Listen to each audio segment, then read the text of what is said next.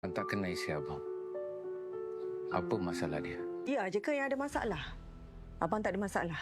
Selama ni abang faham dia ke tak? Dia je yang kena ikut rentak abang. Dengar cakap abang. Dia cakap apa ni? Kalau tak, dia tak akan jejak Kuala Lumpur. Sebab abang percayalah, dia tahu jaga batas dia. Sekarang ni abang nak tuduh dia apa? Abang bukan nak tuduh.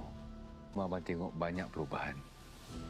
Cara dia, hidup dia.